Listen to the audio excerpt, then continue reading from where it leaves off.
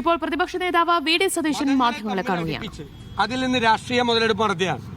അതേ ശൈലിയാണ് കേരളത്തിൽ കഴിഞ്ഞ പാർലമെന്റ് ഇലക്ഷന് ശേഷം ശ്രീ പിണറായി വിജയന്റെ നേതൃത്വത്തിൽ നടക്കുന്നത്. ഇത് ഭൂരിപക്ഷ വർഗീയതയെ പ്രോത്സാഹിപ്പിക്കാനുള്ള ശ്രമം. അതുവരെ ന്യൂനപക്ഷ വർഗീയതയാണ് പ്രോത്സാഹിപ്പിച്ചിരുന്നത്. ഇപ്പം ഭൂരിപക്ഷ വർഗീയതയെ പ്രോത്സാഹിപ്പിക്കുക, അതിൽ നിന്നും ജനങ്ങളെ കബളിപ്പിക്കാൻ വേണ്ടിയിട്ട് നടത്തുന്ന സമരമാണ്. അല്ലാതെ രക്തസാക്ഷി മണ്ഡപത്തിൽ ഇവർ സമരം നടത്തിയ എന്താ കാര്യം? ഒരു കാര്യമില്ല. ഇവരവിടെ പോയി സെറ്റിൽ ചെയ്യാൻ BJP നേതാക്കന്മാരുമായിട്ട് സന്ധിയാണ്. രാഷ്ട്രീയമായ അവിശുദ്ധ ബാന്ധവമാണ്. അത് മറച്ചു പിടിക്കാൻ വേണ്ടിയിട്ടുള്ള സമരമാണ്. ആ സമരത്തിനൊന്നും ഞങ്ങളില്ല.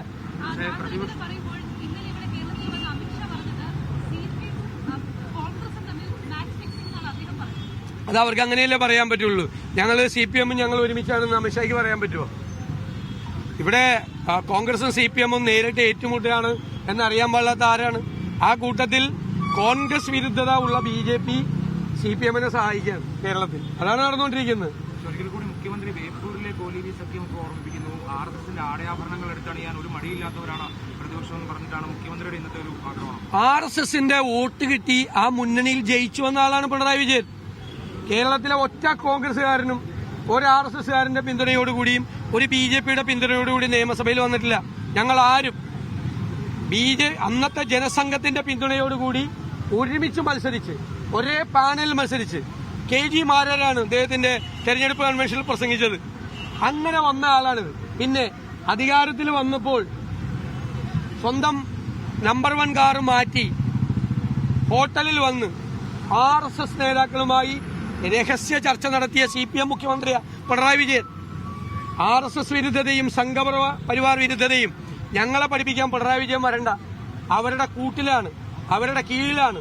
പഴയ ചരിത്രവും പറയിപ്പിക്കണ്ട. അവരുടെ കൂടെയായിരുന്നു. അവരുടെ കൂടെ ഞാൻ ഇപ്പൊ കാണിച്ചു തരാം നിങ്ങളെ പ്രസ്താവന.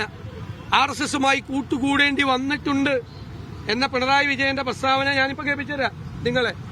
എന്നിട്ട് എല്ലാവരും ചരിത്രം മറന്നുപോകും എന്ന് വിചാരിച്ചിട്ടാണ് ഇപ്പൊ RSS വരണ. RSSന്റെ ആടയാഭരണം അല്ല. RSS കുഴിച്ച കുഴിയിലാണ് ഇറങ്ങി ഇരുന്നിരുന്ന ഇത്രയും നാള്. മനസ്സിലായില്ലേ? RSSന്റെ പിന്തുണയോടുകൂടി ജയിച്ചു വന്ന ആളാ. ഞങ്ങളെ പഠിപ്പിക്കണ്ട RSS വിരോധം. അവിടുന്ന് ഞങ്ങൾക്ക് ക്ലാസും വേണ്ട. സമരത്തിൽ നിന്ന് പാർട്ടിക്ക് പുറത്തുള്ള ആളുകളോട് എങ്ങനെ രാജി ആവശ്യപ്പെടുന്നു? ഞങ്ങൾ ആ വിഷയത്തിൽ ഞങ്ങളൊന്നും പ്രതികരിക്കുന്നില്ല. ഞാൻ ഇന്നലെ പറഞ്ഞതാണ്.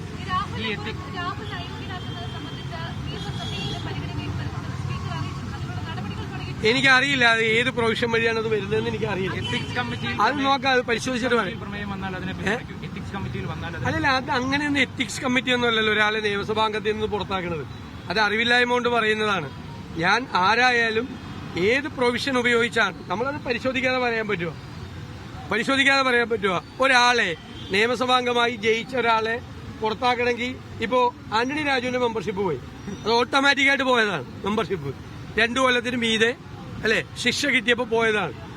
അല്ലാതെ ഒരാളുടെ മെമ്പർഷിപ്പ് കളയാനുള്ള പ്രൊവിഷൻ ഏതെങ്കിലും ഉണ്ടെന്ന് ഞാൻ ഇതുവരെ എന്റെ ശ്രദ്ധയിൽപ്പെട്ടിട്ടില്ല. ശ്രദ്ധയിൽ ആരെങ്കിലും പെടുത്തിയാൽ നമുക്കത് പരിശോധിക്കാം. ഞാൻ ഒറ്റയ്ക്ക് പറയേണ്ട തീരുമാനമല്ല. പാർട്ടി എല്ലാ കാര്യത്തിലും ഇത് സംബന്ധിച്ച് പാർട്ടിയാണ് ഒരുമിച്ച് തീരുമാനം എടുത്ത് ഇനിയും പാർട്ടി ആലോചിക്കും. അങ്ങനത്തെ ഒരു ഘട്ടം വന്ന സാങ്കല്പിക ചോദ്യമാണത്. ഇപ്പൊ മറുപടി പറയേണ്ട ആവശ്യമില്ല. സമരത്തിൽ നിന്ന് ജോസ് കെ മാണി വിട്ടുനിൽക്കുകയാണ്. എന്തെങ്കിലും സാധ്യതകൾ? അല്ല, ഞാൻ അതിനെക്കുറിച്ച് അദ്ദേഹം ഇപ്പോഴും ഇടതുമുന്നണിയിലെ ഒരു ഘടകകക്ഷിയാണ്.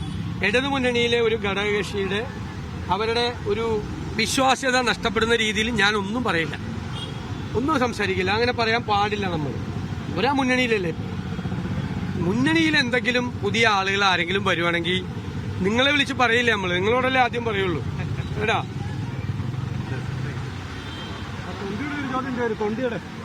വിവിധ ചോദ്യങ്ങൾക്കുള്ള ഉത്തരം നൽകുകയായിരുന്നു പ്രതിപക്ഷ നേതാവ്. രാഹുൽ മാങ്കൂട്ടത്തിന്റെ കാര്യത്തിൽ MLA സ്ഥാനം രാജിവെക്കേണ്ടെന്ന് ചോദിച്ചപ്പോൾ പാർട്ടിയിൽ ഇല്ലാത്ത ഒരാളോട് എങ്ങനെയാണ് രാജി ചോദിക്കുക, ആവശ്യപ്പെടുക എന്ന് പറയുന്നു. അതുപോലെ തന്നെ കേന്ദ്രത്തിനെതിരായ LDFന്റെ പ്രക്ഷോഭ സമരം, സത്യാഗ്രഹ സമരമുണ്ട്. അപ്പോൾ കേന്ദ്രത്തിനെതിരെ ഒരുമിച്ചുള്ള ഒരു സമരത്തിനില്ല എന്നുകൂടി പറഞ്ഞിരിക്കുകയാണ് പ്രതിപക്ഷ നേതാവ്. മറ്റു വാർത്തയിലേക്ക്.